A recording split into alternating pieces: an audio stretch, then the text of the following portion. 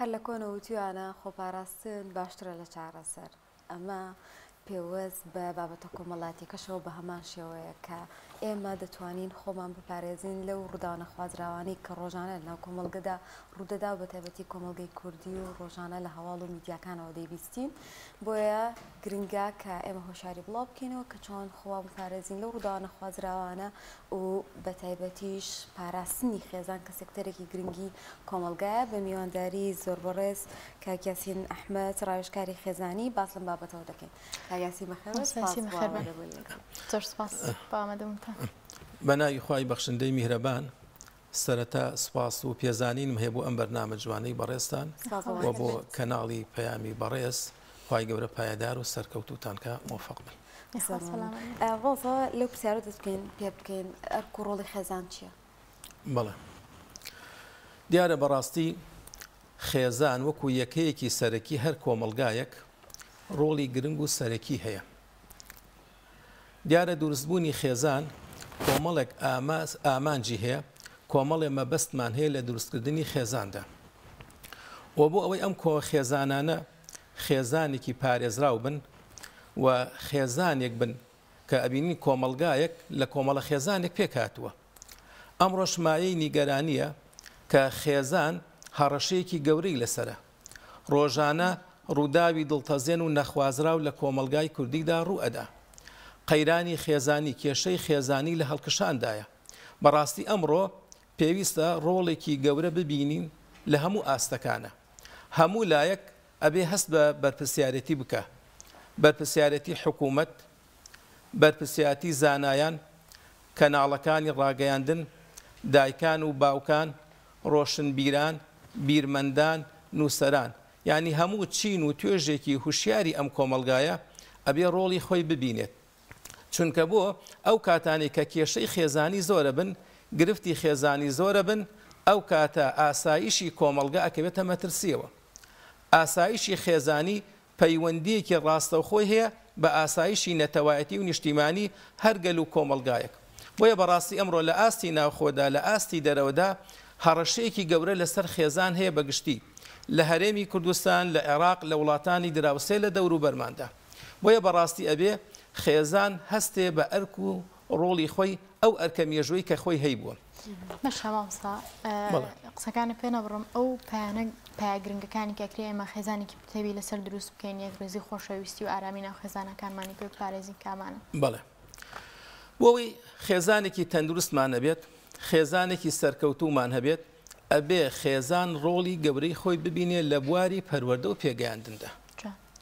بواری پەروەردە و پێگەیاندن پێش پرۆسەی هاوسەرگیری دەست پێەکە. ئەو کاتەی کوڕێک بڕیاری داوە ژن بێنێ، کچێک بڕیاری داوە شوو بکە. دیارە پێوەرەکانی هەڵبژاردننی هاوسەر زۆرن، بەڵام گرنگترینیان کچێک یان کوڕێک چۆن کەسێکەکە بە هاوسەری ژیانی ڕازیە لە دین و ڕەوشت و ئاکارەکانی. ئەمە دوو پێوەری گرنگە. بۆی ئەبینی دەقەکانی قورئان و سنەتی پێغەمبەر عەلەیهی سەلات وەسەلام ئاماژە بەم خاڵە ئەکەن. هەڵبژاردنەکان بە خاڵی یەکەم دین و ئەخلاقی کەسەکەت بەلاوە پەسەند بێ. اینجا بۆ پێوەرەکانی کە بگەڕێ، پێوەرەکانی کەش هەر گرنگن سەنگی خۆیان هەیە، بەڵام ئەمانە ئەتوان بن کۆڵەکەی سەرەکین لە پرۆسەی هاوسەرگیریدا. بۆ یەکە کچێک شوو ئەکە بزانێت کێ ئەکاتە باوکی منداڵەکانی لە ئایندەدا.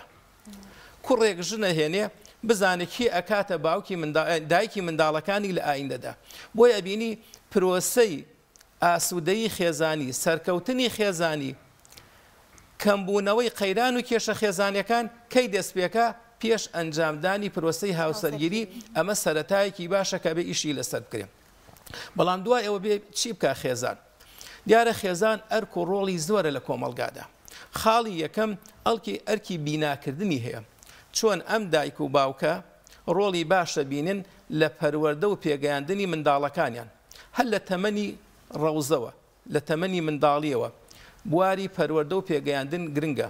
چۆن بواری ئیمانی لە منداڵەکانیاندا دروست دەکەن، چۆن کۆمەڵە ڕەوشتی باڵا و بەهای جوان هەیە بەپێی ئاست و تەمەنیان ئەم بەها جوانانە لە ناو ناخ و دڵ و دەرونی مناڵەکانیاندا ئەڕوێنن، چۆن میکانیزمی گونجاو بەکار ئەهێنن بەپێی سەردەم و قۆناغ و بارودۆخەکە بۆ پەروەردەی منداڵەکانیان لە هەمان کاتە هەر لە سەرەتاوە چۆن پایەکانی ئیمان و ئیسلام لە ناخی ئەم منداڵەدا بەپێی ئاست و تەمەنی بە شێوازی جۆرا و جۆر دروست دەکەن بۆیە پەروەردە خاڵی یەکەم و سەرەکیە کە ئەبێ وەکو ئەرکی بیناکردن و دروستکردن ئەبێ دایکان و باوکان ئیشی لەسەرکەن ئەگەر هات و دایک و باوک خۆی و ئاستە زانستی و ڕۆشنبیریەی نەبێت ئەبێ بەڕاستی هەوڵی ئەوە بە سوود لە کەسانی پسپۆر ببینێ یان خۆی بەشداری کۆمەڵی خول و ڕاهێنان و فێربوون بکە بۆی بتوانێت بە شێوازێکی جوان و تەندروست منداڵەکەی بە جوانی پەروەردە بکە ئەمە وەکو ئەرکی دایک و باوک وەکو ئەرکی یەکەم ئەمە خاڵی بیناکردنمانە خاڵێکەکەمان هەیە خاڵی عیلاجیە چارەسەر هەر کاتێ زانی منداڵەکەی لادانێکی فیکری هەیە لادانێکی سلوکی هەیە لە ڕووی ڕەوشت و ئاکار و هەندێک هەڵە و پەڵە و کەم و کورتی هەیە ئەبێ بەڕاستی زۆر حەکیمانە و لێزانانە کەم و کورتی و کەلێنەکانی چارەسەر بکە لە هەمان کاتە بیپارێزێ بە تایبەتی لە واقع و ژینگەی کۆمەڵایەتی و خێزانی ئێستادا ئەرکی دایک و باوکان زۆر زیاترە لە قۆناغەکانی ڕابردوو ئێستا 30 ساڵ 40 ساڵ پێش ئێستا نیە بە تایبەتی لە قۆناغی زانستی و لە سەردەمی سۆشیال میدیادا ئەرکی دایک و باوک قورستر و گرانتر بووە بۆیە بێ دایکان و باوکان پاراستنی منداڵەکانیان ئاگادارکردنەوەی منداڵەکانیان لە هەموو ئەو قەیران و کێشە و گرفت و سلوکە نەخوازراوانەی لە کۆمەلگادا هەیە ئەبێ دەورێکی باش ببینم بۆی ئەبینی پەروەردەی ئیمانی پەروەردەی ئیسلامی ڕۆڵێکی گرنگ ئەبینێ دایکان و باوکان ئیشی لەسەرکەن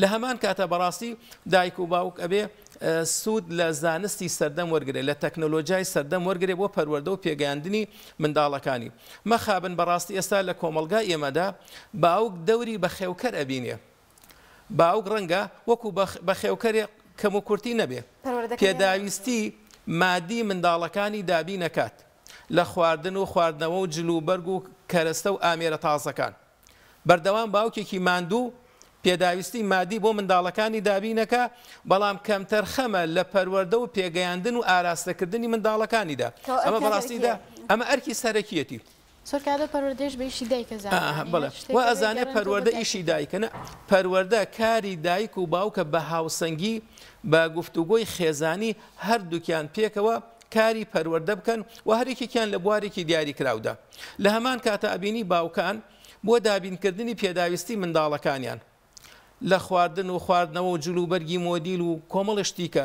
پارێکی باش خەرجەکەن بەڵام ئامادەنی منداڵەکانیان بنێرن بۆ خول و ڕاهێنانێک بەشێکی زۆریان ئەگەر 20,000 دیناری تێبچێت 30,000 دیناری یاگە پارێکی ڕەمزیشی هەبێت بۆیە بەڕاستی ئەبێ پارەی باش لە پەروەردە و پێگەیاندندا خەرجیکەی نەک تەنها بایەخ بە پێداویستی جلوبەرگ و لایەنە مادیەکانی ژیان بی ئەمە بەڕاستی دایکان و باوکان ئەمڕۆ بەداخەوە هەڵ نەساون بە ئەرکی سەرشانیان وەکو پێویست بە تایبەتی ئەرکی دایکان و باوکان لەم قۆناغەدا ئەرکێکی زۆر قورسە ئەرکێکی گرانە ئەبێ بەڕاستی ڕۆڵی خۆیان ببینن واگەر هات و ڕۆڵی خۆیان نەبینن ئەو قەیرانانە کە ئەبینی ئێستا لە کۆمەلگادا ڕوئەدا ئەو حاڵەتە نەخوازراوانە دیاردەی کوشتن و ناڕەحەتی و کێشەی خێزانی و گرفتی خێزانی و ڕووداوی دڵتەزێن هەموو دەرهاویشتەی نەبوونی سیستەمێکی پەروەردەیی ئیمانی تەندروستە لە کۆمەلگادا چارەسەریش بەڕاستی هەر گەڕانەوەیە بۆ سیستەمێکی پەروەردە و پێگەیاندنی تەندروست زۆر باشە مامۆستا یاسین جاران عنی ئەگەر تاوانێک کوشتنێک ڕووداوێکی ناخۆش ڕووی بایە غەریبەیەک بەرامبەر غەریبەیەکی کرد بەڵام ئێستا مەترسیەکە لە ناو خێزانەکەیە یعنی کەسێک لە ناو خێزانەکە دەستی ئەچێتە ئەوەی تری خێزانەکە بۆی ئەمە ترس و دڵەڕاوکەیەکی دروست کردووە بۆچی کێشە خێزانەکان بەم جۆرە زۆر بوون کە هەرچەنە هەردووکی هەر ناڕەوا و ناتەندروستی ڕاستیەکەی کێشە خێزانەکانە بێمە واقعی بین لە هەموو کۆمەلگایت کێشەی خێزانی هەیە لە هەموو سەردەم و قۆناغەکانە کێشەی خێزانی هەیە کێشەی خێزانی وەکو نەخۆشی وایە چۆن نەخۆشی بنبڕ ناکرێت 100% ناتوانین بڵێن نەخۆشی نامێنێ بەڵام چارەسەری هەیە بەڵام ئەتوانین بن واقعی ئێستا ڕێژەی کێشە خێزانەکان زیایی کردووە کێشەی خێزانیەکان نەبینی لە ماڵی پێغەمبەری خوا عەلەیهی سەڵات وەسەلام کۆمەڵی کێشەی خێزانی ڕووی داوە ئەمە حاڵەتێکی ئاساییە بۆیە بیرمەندان ئەوانەی لە بواری خێزانیدا کارەکەن ئەلێ گرفت ئەوە نییە ئێمە کێشەی خێزانیمانەیە گرفت ئەوەیە چۆن مامەڵەیەکی تەندروست لەگەڵ کێشە خێزانیەکان ناکەین. چۆن ئەگەر کێشەیەکی خێزانیمان هەبێ هەوڵی چارەسەرکردنێکی بابەتی و زانستی بۆ دەین و ناهێڵین زیاد بکە ئەو کێشە خێزانیە. هۆکارەکەی وەکو پێشتر ئاماژەم کرد لاوازی سیستەمی پەروەردەیی، پەروەردە لە ماڵەوە، پەروەردە لە قوتابخانە، نەبوونی پەروەردە لە ناو میدیا و کەناڵی کوردیدا، ئەمانە هەمووی هۆکارێکن بۆ ئەوەی ئەم دیاردە قێزەون و ناشرینانە لە کۆمەلگادا ڕوو بدە. لە هەمان کاتان ئەو کاتە کە سیستەمێکی پەروەردەیی تەندروستمان نەبوو و کار نەکرا بۆ چارەسەرکردنی کێشە و گرفتەکانی کۆمەلگا، ئەم دەرهاویشتە نەخوازراوانە لە کۆمەلگادا ئەبینی دیاردەی کوشتن و بڕین و یعنی کاری قێزەون لە ناو خێزانەکاندا ڕوەدا کە ئەمە لە مێژووی کۆمەلگای کوردی لە ڕابردوودا نەبووە یا زۆر بەدەگمەن چەند ساڵ جارێک ئەگەر ڕووداوێکی نەخوازرا و ڕووی دابێ بۆ بە باسوخواسی نێو کۆمەلگا و خەڵکی باسی لێوە کردووە. بەڵام ئەمە هەمووی دەرهاویشتەی ئەم واقعە سیاسی ئابووری کۆمەڵایەتیە کلتوریەی کە ئێستا لە کۆمەلگادا هەیە کابینی بەڕاستی لە هەموو لایەکەوە ئیش ئەکرێ لەسەر وێرانکردنی کۆمەلگا و لەسەر ڕوخاندنی خێزان، پایەکانی خێزان، گرفتەکانی خێزان. وەیە بەڕاستی لە ڕابردوودا ئەم کێشانەمان نەبووە. بەڵام ئەو کاتێک کە ئێمە کێشەی خێزانیمان هەبێ چۆن بە شێوازێکی تەندروست مامەڵە لەگەڵ کێشە خێزانیەکانە ئەکەین. بە تایبەتی ئەگە ژن و مێردێک هەموو ژن و مێردەکانە بێ بزانین کێشەی خێزانی ڕوئەدا. شتێکی ئاسایی، حاڵەتێکی ئاساییە بۆ ئێستا زیاترە. جاران پرۆسەی هاوسەرگیری لە ناو بازنێکی تەسکی کۆمەڵایەتی ئەکرا. ئەو کەسانە هەمووی عەشیرەت و بنەماڵە و لادەیەکی دیاریکرا و شارۆچکەیەکی دیاریکرا بوو. هەموو خزم و کەسوکاری یەکتر بوون. بەڵام ئێستا پرۆسەی هاوسەرگیری لە دوو ژینگەی جیاواز، دوو واقعی جیاواز، ئاسی زانستی و ڕۆشنبیری جیاواز، فیکرەی جیاواز دروستە بێت. وەی ئەبینی ئەم کچە لە ژینگەیەکی کۆمەڵایەتی و ئابووری جیاوازدا هاتووە. ئەو کوڕە بە هەمان شێوە لە ژینگەیەکی کەوە هاتووە. بۆیە ئەبینی ساڵی یەکەمی پرۆسەی هاوسەرگیری ساڵێکی قورس و گرانە لە ژیانی خێزانیدا. ئەبێ ئەم ساڵە ئەگەر هات و خێزانەکان توانیان بە سەرکەوتووی بەسەری بەرن، ساڵی دووەم و سێم و ساڵەکانیکە زۆر بە ئاسانی ڕوئەدا. بۆ چونکە ئولفەت و خۆشەویستی و ڕێز و احترام دروستە بێ، لێک حاڵی بوون ئەبێت. هۆکاری کێشە خێزانیەکان ئەوەیە بەڕاستی پیاوەکە وا بیرەکاتەوە ئەبێ خێزانەکەی ڕیتم و شێوازی بیرکردنەوەی وەکو ئەو وابێت. ئەوە ئەنجام باکە ئەم ئەوێت. یەکێ لە هۆکارەکان لە ڕووی زانستیەوە ئەوەیە ئێمە وەکو کەسایەتیەکان هەمووان جیاوازین. بۆی ئەبێ ڕێزی جیاوازیەکانی یەکتری بگرین. ئەکرێ ئینسان پێش پرۆسەی هاوسەرگیری بیرکاتەوە جۆری کەسایەتی خۆی چۆن بووە، بگەڕێ کەسێ بکا بە هاوسەری ژیانی نزیک بێ لە کەسایەتی خۆی. ئەوە خۆشتێکی باشە. بەڵام کە تۆ ئەنجا پرۆسەی هاوسەرگیریت کردووە، خێزانەکەت لە ڕووی کەسایەتی و سروشتەوە جیاوازی هەیە لەگەڵ تۆیە، ئەبێ ڕێزی جیاوازیەکان بگرین. ئەمە سونەتی جیاوازیە، سونەتی خوای گەورەی لە کەونە، ڕێزی ئەو جیاوازیانە بگرین. لە هەمان کاتە ئەبێ بە تایبەتی ئەوانەی تازە پرۆسەی هاوسەرگیریەکەم تەماشا ئەکەن وازانە ژیانی خێزانی سۆز و خۆشەویستی و ڕابواردن و حەز و خولیا و گەڕان و کۆمەڵشتیکێ. بەڵام ژیانی خێزانی هەڵگرتنی مەسئولیەتە بەرپرسیارەتی. با هەرێک لەو هاوسەرانە پرسیار لە دایک و باوکی خۆیان کەن چۆن گەشتون بەم قۆناغی ژیانی هاوسەرگیری. ژیانی خێزانی قوربانیدانە. ژیانی خێزانی ڕێزگرتنە لە جیاوازیەکان. جاری وە ئێمە جیاوازیمان هەیە لە تەبیعەت و سروشت و بیرکردنەوە حەز و خولیای خواردن و خواردنەوەکانیش. بەڵام ئەبێ ئەمە بە حاڵەتێکی ئاسایی بزانین. و ئەو کاتەی کێشەیەکی خێزانیمانە بێ ڕێوشێن و ڕێگای گونجاو بگرینە بەر. دیارە ئەمەش لە بواری کێشە خێزانیەکانە کە ئێمە ئیشی لەسەرەکەن وەکو ڕاوێژکاری خێزانی ئێمە کۆمەڵی میکانیزمی جۆرا و جۆرمان هەیە بۆ ئەوەی بتوانین ئەگەر کێشەیەکی خێزانیمان هەبێ بتوانین چارەسەریکەین، کۆنتترۆلیکەین، نەتوانین زیاتر بێ ئەو کێشە نابرینە بەر چارەسەرەکان و چارەسەرانە کامانە یاخود ئەو پێکاتە کۆمەڵایەتیانن کامان کە بەرپرسن لە چارەسەری کێشە خێزانیەکان. وەکو ئاماژەمان پێکرد کێشە خێزانیەکان جۆرا و جۆرن. هەر خێزانێک یا هەر کۆمەلگایەک هەر واقعێک کۆمەڵی کێشەی دیاریکراوی خۆی هەیە. ئێمە یەک جۆر کێشەی خێزانیمان نییە، بەڵێ هەندێک کێشەی هاوبەشمانەیە، هەندێک کێشە پەیوەندی بەلایانی کۆمەڵایەتی ئابووری ئەم بابەتانەوە هەیە. هەر کاتێ ژن و مێرد کێشەیەکیان هەبوو، چاکترین شت ئەوەیە بەڕاستی بگەڕێن لە کاتێکی گونجاودا پێکەوە حیوار و گفتوگۆ بکەن. بەدیلی حیوار و گفتوگۆ نییە. پێکەوە لە کەشوهەوایەکی هێمنە ئەو کاتێک کە تووڕەنین نیگەران نین با بە هێمنی باسی کێشەکانیان بکەن. کەسیان یەکتری تاوانبار نەکەن. هەردووکیان بڵێن ئێمە کێشەیەکمانەیە بریتە لەم خاڵە چۆن بە زانستی و بابەتی ئەم کێشەیە چارەسەرەکەین. ئەمە نەخۆشیەکە لە خێزانەکە و لە خانەوادەکە ئێمە چۆن عیلاجی ئەەکەین. ئەمە بەڕاستی خاڵێکی گرنگە بێ مەسەن تەماشایکەین. ئەمە یەکەم. جاری واکە ئێمە چارەسەری کێشەیەکەکەین ئەبێ بزانی کێشە وەکو نەخۆشی وایە تەنها بەدووسێ قسە و گفتوگۆ چارەسەر نابێ. نەخۆشیەک تۆ کۆرسێکی دەرمان وەرەگری چەند ڕۆژێکی پێویستە. ئەگەر لە جەلسەی یەکەم نەگەشتین بە ئەنجامێک با پەلە نەکەین. کاتێکی کە گفتوگۆگەین 2 جار 3 جار چەند جارێک گفتوگۆ بکەین تا ئەگەین بە ئەنجامێکی باش. خاڵێکی تر کە گرفتە لە کۆمەڵگای ئێمەدا بە تایبەتی برایان و خوشکانە بێ ئامۆژگارەکانمان وابێ کێشەکانیان نەبن بۆ ناو خێزانەکانیان. کچان یەکسەر پەنا ئەبن بۆ دایکی یان با کوڕان بۆ لای باوک و خوشک و براو کەس و کارەکەی خۆی. ئەگەر دایک و باوکت کەسانی پسپۆڕ و شارەزا بوون لە چارەسەری کێشەی خێزانیە یان کەسێکی نزیکت پسپۆڕی هەبوو شارەزایی هەبوو لە کێشەی خێزانیە خۆشتێکی ئاساییە کێشەکان بۆ چارەسەرکە. بەڵام بەشێکی کێشەکان لە کۆمەلگای ئێمەدا خانەوادەکان ڕۆڵی نەرێنیان بینیوە ڕۆڵی سەلبیان بینیوە بە عاتیفە و سۆز بڕیاریان داوە نەیانتوانیوە کێشەکان چارەسەرکەن بەڵکو کێشەکان قوڵتر و ئاڵۆستر بووە وی هەڵدەن خۆیان چارەسەریکەن. ئەگە هەر بە خۆیان چارەسەر نەکەن بچن بۆ لای کەسێک کە ڕاوێژکاری خێزانی بێ پسپۆڕ بێ لەو بوارەدا. وەکو چۆن بۆ نمونە ئەگەر ئێمە ئیشێکی یاساییمان هەبێ لە دادگاکان ئەچین پارێزەرێکە گرین ئەو شارەزای لە ڕووی یاساییەوە. نەخۆشین ئەچین بۆ لای دکتۆرێکی پسپۆڕ و شارەزا لەو بوارەدا کە مەبەستە سەردانی بکەین. ئەبێ بواری خێزانی و کێشەی خێزانی ئەگەر بە خۆمان چارەسەر نەکرا خێزان و خانەوادەکەمان کەسانی پسپۆڕ و شارەزاییان نەبوو ئەبێ بەڕاستی بچین بۆ لای ئەو کەسانەی کە زانیاری و معلوماتیان هەیە لەو بوارەدا جێگای سێقە و متمانەی ئێمن بۆی هاوکاریمان بکەن یارمەتیمان بن بتوانین ئەو کێشە خێزانیانەمان چارەسەرکەین و کۆنتترۆلی کەین.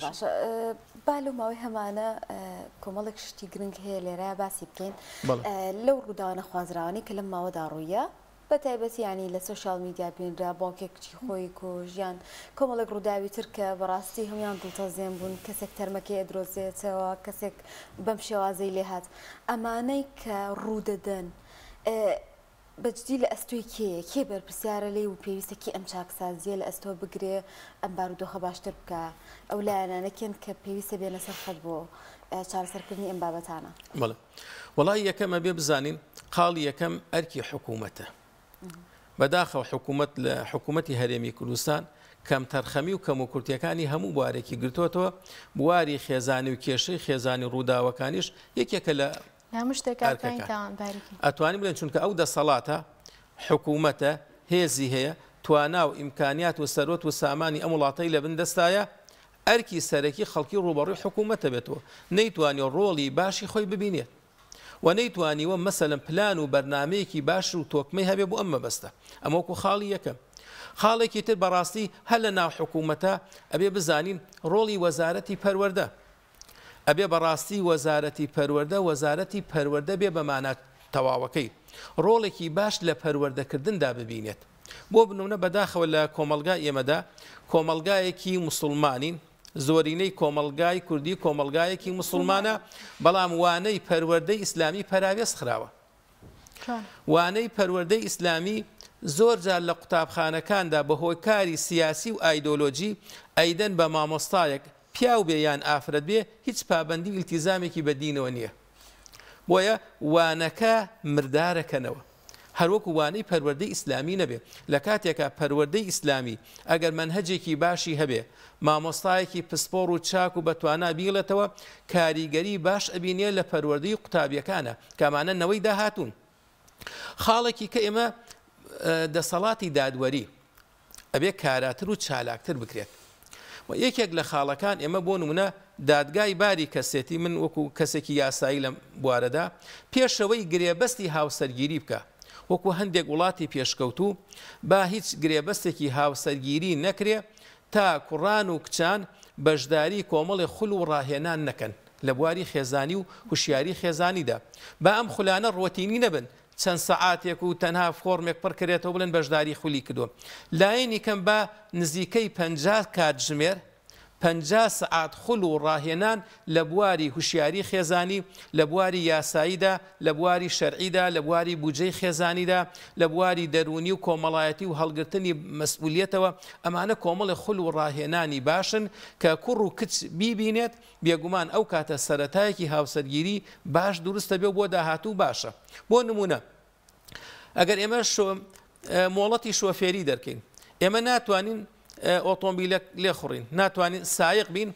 تا مۆڵەتی شۆفێریمان نەبێ مۆڵەتی شۆفێری ئەبێ کۆمەڵی خول و ڕاهێنانی تیۆری ببینین لە ڕووی کردداریەوە کۆمەڵی خول و ڕاهێنان ببینین ماوەی چەند مانگێک خەریکین تا مۆڵەتی شۆفێری ببینین ئایا مۆڵەتی هاوسەرگیری گرنگ نییە ئەمە هەندێک لە وڵاتانی پێشکەوتوو ئیشی لەسەرەکەن بۆ نمونە مالیزیا یەکەم وڵاتە لەم بوارەدا کاری کرد دوای چەند ساڵە بینی ڕێژەی کێشە خێزانیەکان ڕێژەی تەلاق و جیابوونەوە لە کۆمەلگای مالیزیدا زۆر کەمی کرد ئێمەش ئەگەر بمانوێت کێشە و کێشەکانمان سنووردارکەین ڕێژەکەیان کەمکەینەوە بەداخەوە لە کوردستان و عێراق هەندێک جار ڕێژەی تەلاق و کێشە خێزانیەکان ئەگاتە 135 ئەمە هەڕەشەیەکی گەورەیە مەترسیەکی گەورەیە لەسەر ئایندەی ئاسایشی کۆمەڵایەتی و خێزانی لە عێراق و کوردستان و تەنانەت وڵاتانی دەوروبەریشمانە بۆیە بوونی مۆڵەتی هاوسەرگیری وەکو مۆڵەتێک تەماشاکەین با کۆمەڵی خول و ڕاهێنان ببینێ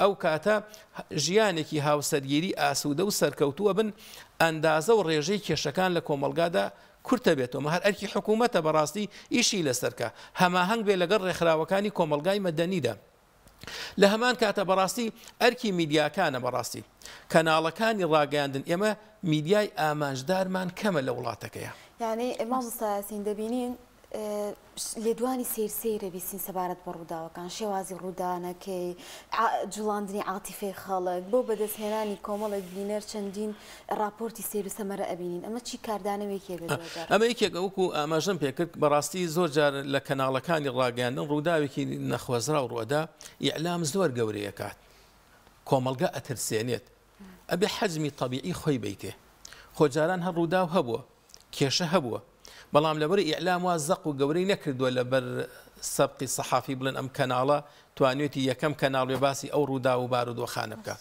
وەیە بەڕاستی ئەبێ ئیعلامی کوردی ئیعلامێکی هادیف و ئامانجدار بێت ئامانجدار بێ بەڕاستی بەڵام ئێستا بەڕاستی ئێمە ڕاگەاندنی ڕوخێنەرمان زۆرە کۆمەڵە زنجیرەی دراما و فلیم و بابەت نمایش ئەکرێت پێشکەشی کۆمەلگا ئەکرێت خەڵکی پێچەواشە ئەکرێت کۆمەلگای بەرەو ئینحراف و لادان و خراپەکاریە بە بەڵام بەرامبەر ئەوە چی بکرێ ئەبێ هەوڵی ئەوە بدرێ کە بەڕاستی هوشیاری خێزانی با پرسێکی سەرەکی بێ کۆمەلگا بێ با ئیشی کار و حزب و لایەنە سیاسیەکان بێت بۆ نمونە ئێماڵێن کۆمەلگا مەترسی لەسەرە قەیرانی خێزانی لەسەرە هەڕەشەیەکە بۆ ئایندە ئەمە هەموو ماڵ و کۆمەلگای گرتووەتەوە ئەرکی تۆ لەم کاتە وەکو ڕاگەیاندن چییە بۆ نمونە کەناڵی پەیام سپاس بەخوای گەورە ڕۆڵێکی باشی هەیە بەڵام چۆن ئەتوانی ئەم کەناڵە با بەردەوام بەرنامەی تایبەتی هەبێ لەسەر هوشیاری خێزانی یا بەرنامەی بەردەوامی هەبێ با خول و ڕاهێنان و سیمینار بکرێتەوە زیاتر بایەخدانێکی باشتر بەم پرسە هەبێ و تەنانەت حیزب و لایەنەکان بۆ ئەندامان و لایەنگران و دۆستانی خۆیان کۆمەڵی خول و ڕاهێنان بکەنەوە لە بواری هوشیاری خێزانیدا ئەو کاتە ئێمە کێشەکان کەمەکەینەوە زۆر شتی تر باشتر بێ کە حیزب و لایەنەکان یاخود ڕێکخراوەکانی کۆمەڵگەی مەدەنی پێ بەڵێ منەڵێم تەبعەن کاڵێن حیزب و لایەنەکان حیزب و لایەنێک ئەگەر خاوەنی دەسەڵات نەبێ لە ڕووی هەندێک نەزەریاتی سیاسیەوە بەشێکە لە ڕێکخراوی کۆمەلگای مەدەنی حیزب بەشێکە لە ڕێکخراوی مەدەنی ئەگەر لە دەسەڵاتان نەبوو یا خاوەنی سوڵتە نەبوو دیارە غەیری سێ حیزبیان دوو حیزب و گۆڕان بە هەندێک لە دەسەڵاتایە لایەنەکانی تر خاوەن دەسەڵات نین لە کوردستانە یان بەشدارێکی زۆر ڕەمزی و بچووکیان هەبوو لە دەسەڵاتە وەیە بێ بەڕاستی ڕۆڵی باش ببینن ڕاستەوخۆ ناڕاستەوخۆ لە بواری هوشیاری خێزانی چارەسەری کێشە خێزانەکان و بۆ ئەوەی دەور ببینم لە هەمان کاتە زانایانی ئیسلامی دیارە زاناکان و مامۆستایانی ئاینی ڕۆڵێکی بەرچاویان هەیە لە کۆمەلگادا و خەڵکی تا ئێساگە کێشەیەکی خێزانی هەبێت چێ بۆ لای مەلایەک مامۆستایە کە سیقە و متمانەی پێ هەبێت بەڵام بەڕاستی مامۆستایانیش تا ئێستا بەپێی ئەزمون و معلوماتێک کە خۆیان هەیە مامەڵە لەگەڵ دۆسی کێشە خێزانەکان ناکەن بەڵام ئەگەر ئەم مامۆستایانە کۆمەڵێ خول و ڕاهێنانی باش ببینن چەند حەقیبەیەکی تەدریبی هەیە ڕەنگە 30-40 سەعات بخایەنێ ئەم مامۆستایانە ئەم خول و ڕاهێنانە ببینن ئەم مامۆستایانە مەهارات و کارامەیی و لێهاتوویان باشترە بێ بۆی بتوانن لە ئایندەدا کێشە خێزانەکان بە چاکتر و بە باشتر ئیشی لەسەرکەن هەروەها مەسەلەن ئێمە بەڕاستی بیکەین بە کللتور زۆر جار خول بۆ مناڵان ئەەکەینەوە بۆ ئاستەکانی کاکەینەوە ئەی بۆ خول بۆ دایکان و باوکان نەکەینەوە ئەگەر دایک و باوکەکان هوشیار بن هوشیاری خێزانیان هەبێ هوشیاری پەروەردەیان هەبێ کۆمەلگا و خێزان پارێزراوە بێت بەڵام ئەو کاتانەی کە دایک و باوک هوشیاریان یان هوشیاریان لە ئاوازە ئەو کاتابینی کۆمەلگا و کێشە خێزانەکان زیاتر و ئاڵۆسترە بن زۆر سپاس دەکەین ئێمە کاتمان نەما زۆر سپاس بۆ بەڕێز مامۆستای ئەستین ئەحمەد ڕاوێژکاری خێزانی سپاس بۆ دەرفەتەوەی سپاسانەکەم پایدار و سەرکەوتوو بن ئینشاءالله زۆر سپاس بۆ ئامادەبوون